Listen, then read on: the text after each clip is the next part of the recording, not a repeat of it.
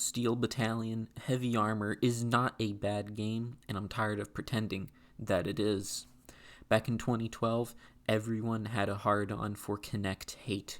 So when From Software and Capcom made the first quote-unquote hardcore Kinect game, everyone was quick to say it was shit, because no one liked or likes the Kinect. No one likes motion controls. However, unlike the vast majority of Kinect games that were shat out upon this earth by Microsoft, I'm here to tell you that Steel Battalion Heavy Armor, the worst rated FromSoft game that probably killed the Kinect, is quite fine actually. Steel Battalion started off as an experimental game that was released on the OG Xbox in 2002, where it required the use of a large 40-button controller. The goal was to accurately recreate what it must be like to pilot a giant walking death machine, and it sold rather well, or as well as a $200 niche simulator game could sell. Capcom never had plans for a sequel until they saw the Kinect and thought, wow, we could make Steel Battalion with this. And thus Heavy Armor was born, where instead of a button for every functionality, you have to recreate what each lever and button does on screen with the Kinect, plus the 360 controller actually moving the mech. Sounds cool in concept, but I already just told you that this game bombed because those Kinect controls were actually kinda sorta rough to perform. Maybe some people were just expecting the Kinect to just work in any environment, but it just doesn't. You need to have a very specific setup to make the game work, where even the manual says to sit up straight, no slouching, be in a bright room, but no natural light, stay 6 feet away from the TV, which I hope is a big one, and don't sit in a chair that blocks your silhouette. I also find it beneficial to have your controller under your rib cage, firmly located there, never moving it unless your hand moves it. Do all of this, and Steel Battalion Heavy Armor will treat you well, for the most part. With all these switches and buttons so close to one another in the cockpit of the VT, it is bound to happen that you will accidentally make a command you didn't intend. Hence why the game had a negative reception for that exact reason.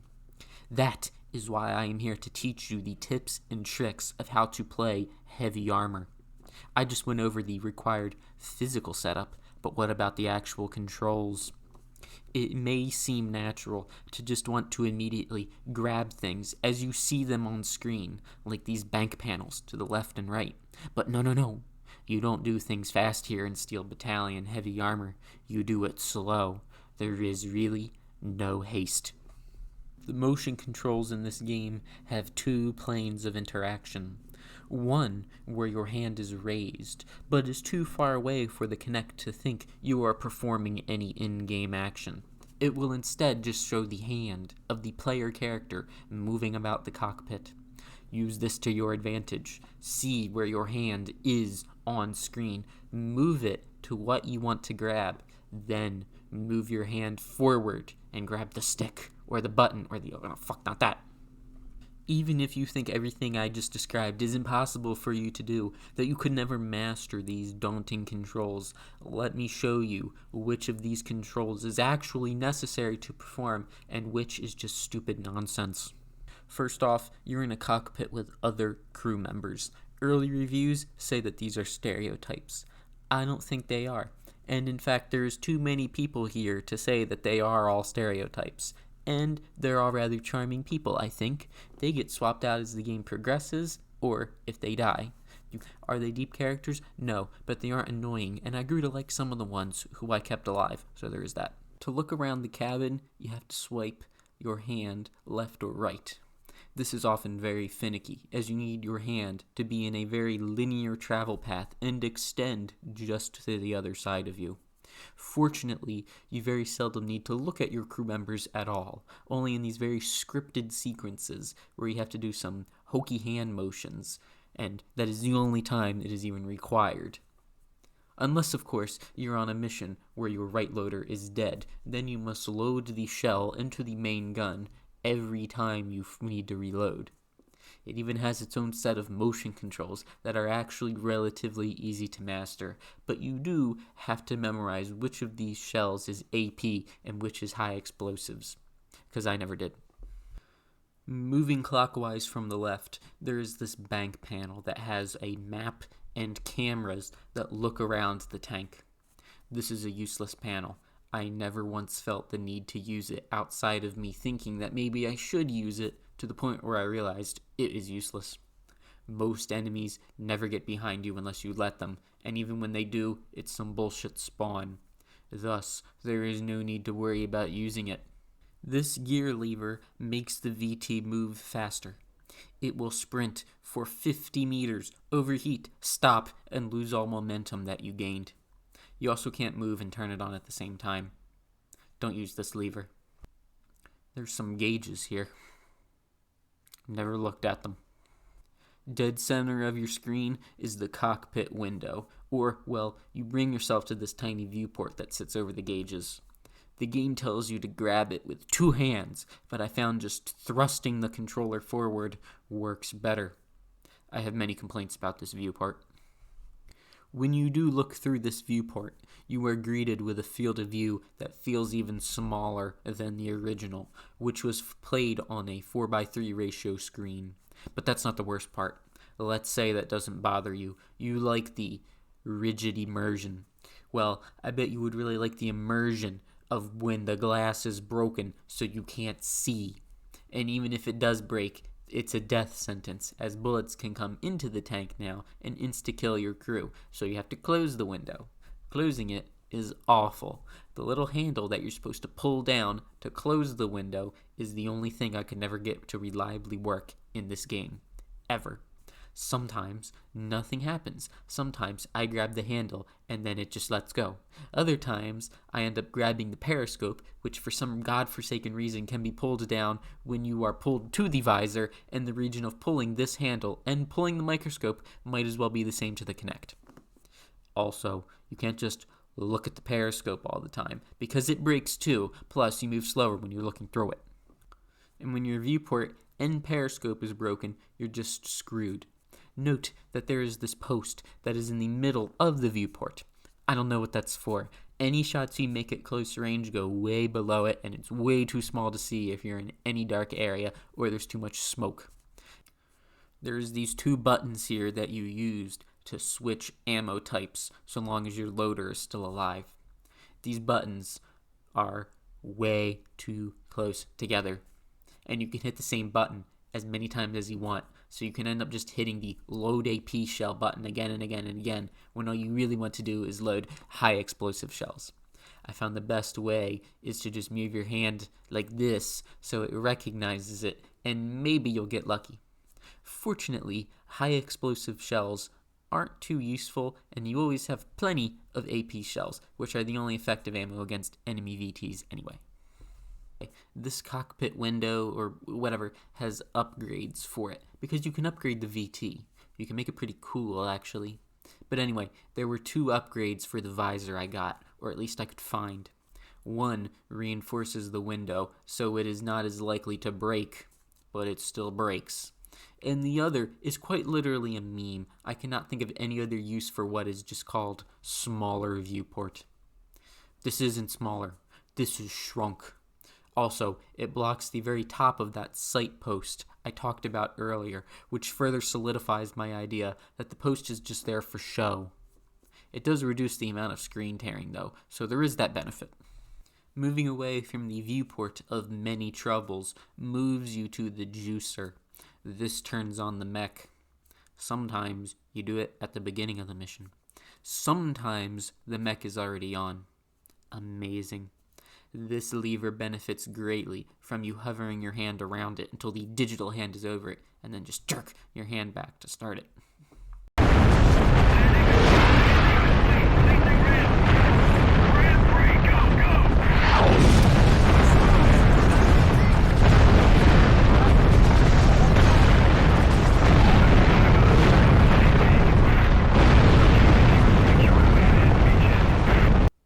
The last major interactive panel is the right bank panel.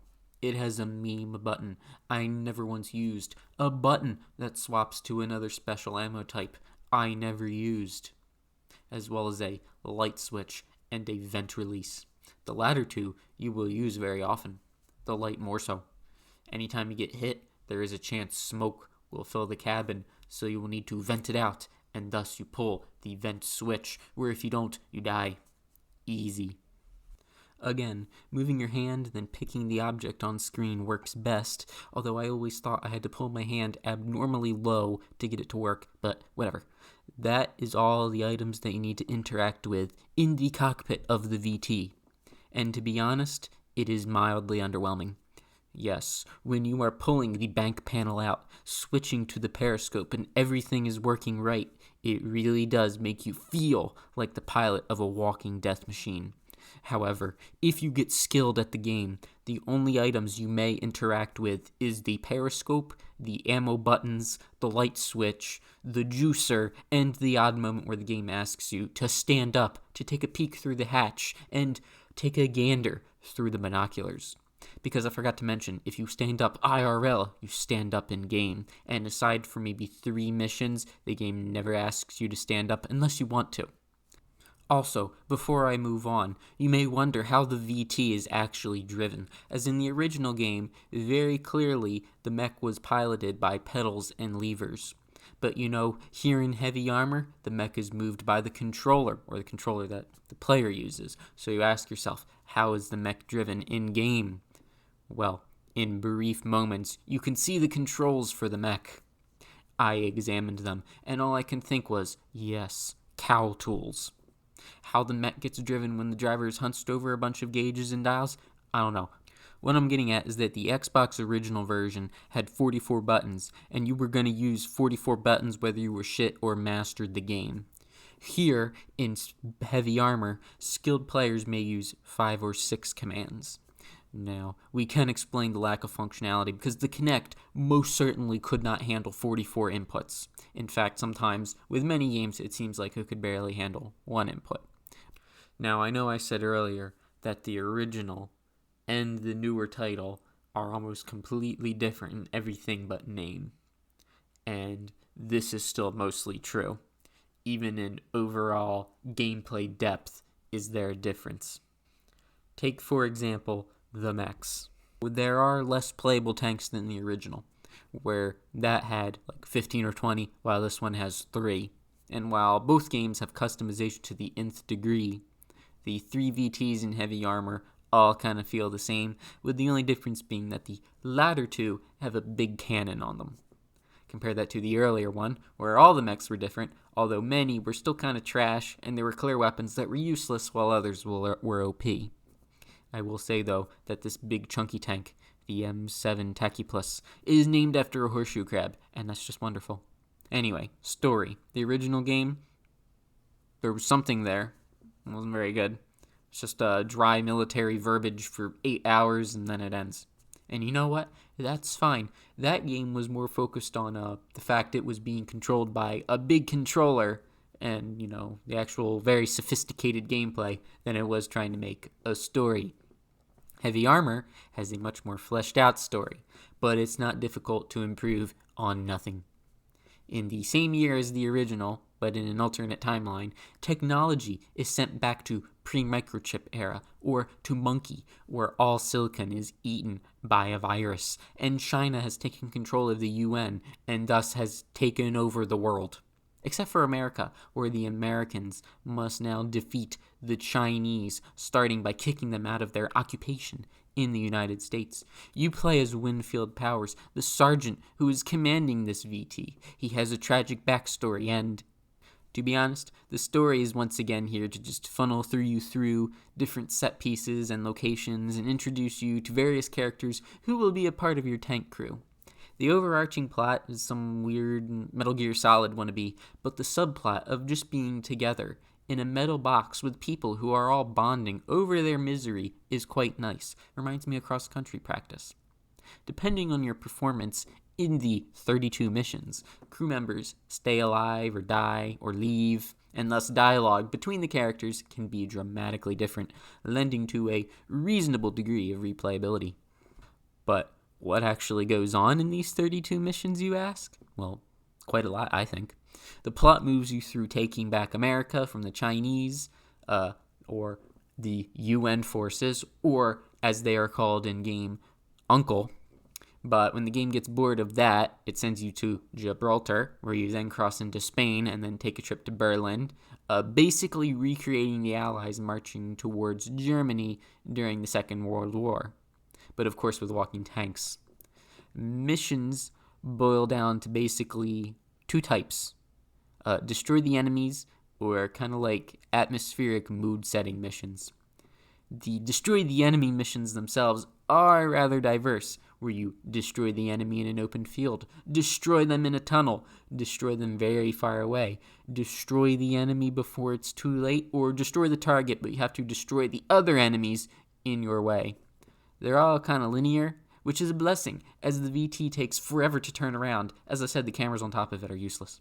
Thankfully, though, the environments are well designed enough to where it's not like you are being tunneled in one direction. There is room to move behind a variety of cover and pick targets as desired. I'm not big into tactical games, so maybe the gameplay here is shallow from a strategic standpoint, but it is nonetheless fun to blow up things. Some missions have co-op, and they have even more random, diverse mission parameters or objectives.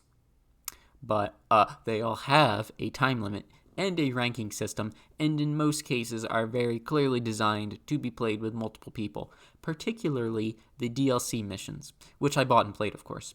You can play them by yourself, but you will soon find that you can't get to the top ranks by your lonesome, and that's a shame, as VT upgrades are tied to these missions, and the best shit is often obtained with A rankings. In the one mission I got a perfect score in, which actually was a DLC mission, my reward was a rocket launcher that one-shot killed even the biggest VT in the game, whereas lesser rewards are the clit shit windshield or flames that symbolize America's valor. When you are not participating in combat missions, you are participating in these minor missions. I'm unsure what to call them. When reviews of the game said that some missions last 3 minutes, they're talking about these. In every case, they have a unique Kinect movement, only performed during this mission, such as pushing a plunger on a detonator,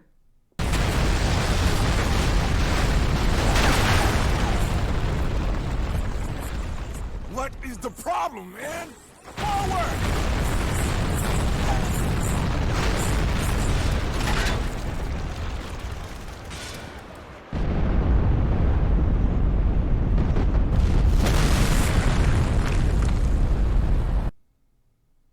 breaking French bread, Once they bolt that gun on, all that's left is the standard maintenance. Oh, sir? Oh, gee. Thanks. I don't know what I'm gonna do with all this bread.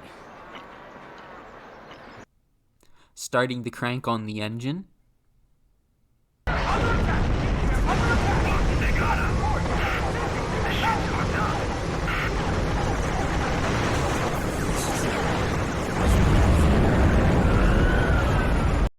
or finding random items from wrecks in the desert. Sarge?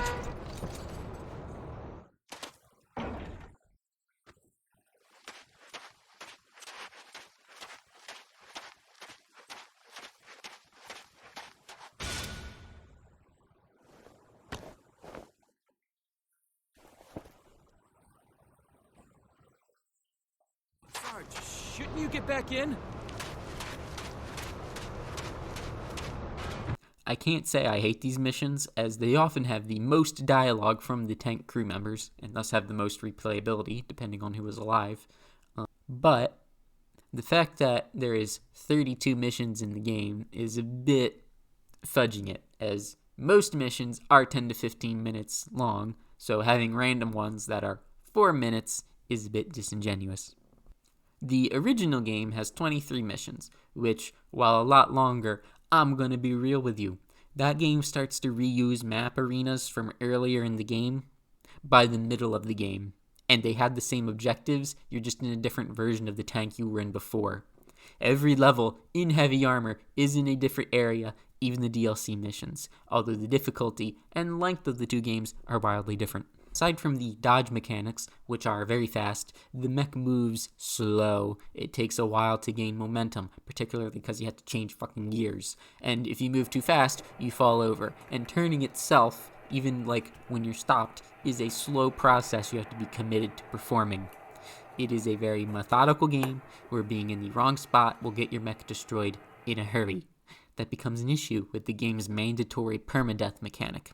If you don't hit the ejection button, as soon as the warning light comes on, your pilot dies and you start the game from scratch.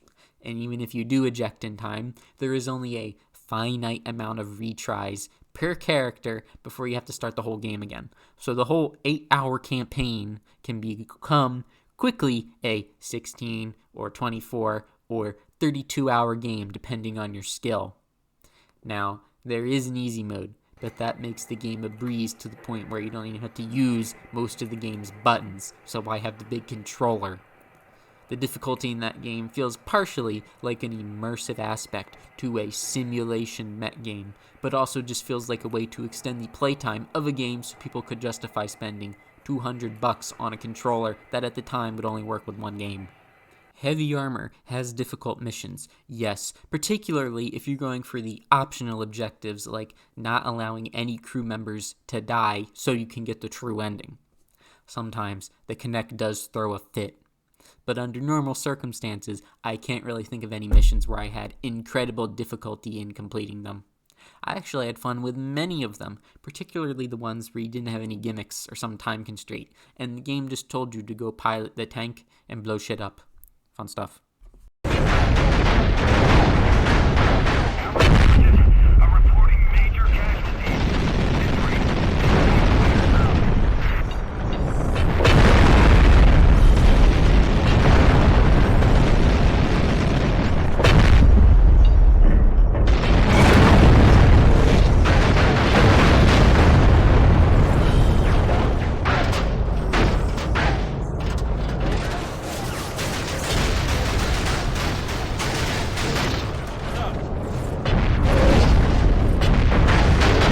I cannot say I recommend this game wholeheartedly, no matter how much I've just kind of praised it, as you do need to be willing to play by the rules the game wants you to use. So that means a big room with a lot of light and no health problems that stop you from standing up straight, and also the mental fortitude to actually learn how to make the Kinect work. I also could have just gotten lucky, and people with exact setups like mine still can't get the game to work. But assuming you already have a 360, a Kinect costs, $20 now? And Heavy Armor costs $8. So for $28, you could theoretically have one of the more unique mech games that came out in the 2010s, or you can end up wasting $28 on trash software that doesn't work. That's a decision for you to make. What's more, if there was ever a game that needed a VR remaster, it's this game. Yeah, Microsoft doesn't seem to care about VR on consoles right now, but I think this game deserves a second chance. From Software does now have experience with VR, and it's not like any of the major players who made the game are out of business. But that's a pipe dream. So for now, Steel Battalion Heavy Armor is locked away to a piece of hardware that everyone rather rightfully loathes. When you do get it working though, it actually do be kind of good, so I'm going with a strong 7 to a light 8 out of 10, which for a Kinect game might as well be a 10 out of 10. Weird controls killed it for the masses, but those with patience are greeted with a rather unique and enjoyable tank, mech, whatever game that doesn't overstay its welcome and has a neat-ish control scheme.